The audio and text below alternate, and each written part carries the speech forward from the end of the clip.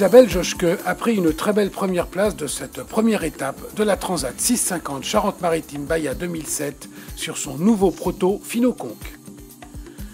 À 30 ans, cette jeune navigatrice qui a l'âge de la Mini Transat n'en est pas à sa première navigation. Après l'Optimiste, sur un lac en Autriche, elle traverse l'Atlantique durant ses études et de ses propres mots, mort à l'hameçon. Méditerranée, Antilles, États-Unis, elle travaille alors comme skipper avant de rêver à la Mini Transat. L'aventure commence alors pour Isabelle. On part pour une aventure, on ne sait pas ce qu'on va rencontrer. À chaque fois, c'est différent. On part très longtemps, on va parler à personne pendant longtemps et il se passe beaucoup de choses dans notre tête. On ne sait pas encore comment ça va se passer, mais à l'arrivée, on arrive tous transformés et c'est ça qui est super. Elle participe en 2004 et 2005 à toute une série d'épreuves en mini, finissant rarement en dessous de la 7e place.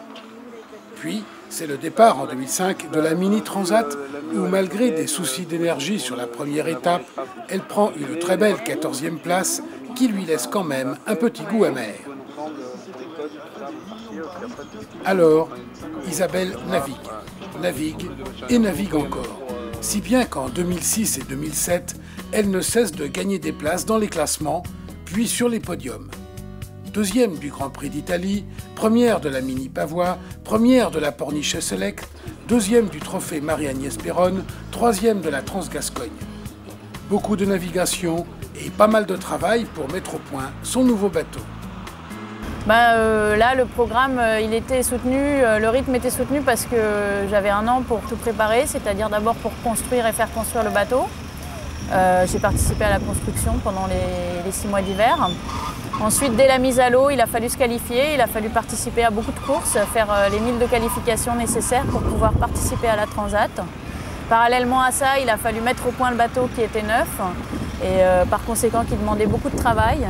Et moi, il fallait que je commence ma préparation physique dès ce printemps pour être au top au départ. Une bonne préparation, beaucoup de navigation qui souvent manque aux concurrents, des résultats. Au départ, à La Rochelle, elle porte sur ses épaules le difficile statut de favorite.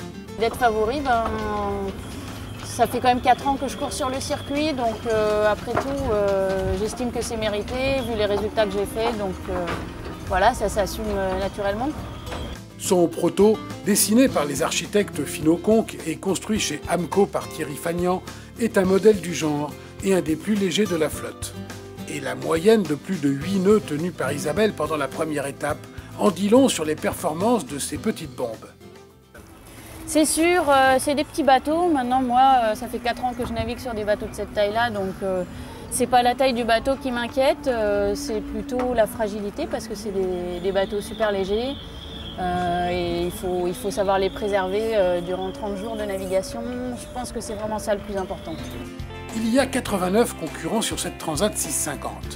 89 concurrents en course, dont 46 en proto, où Isabelle est la seule représentante de la jante féminine.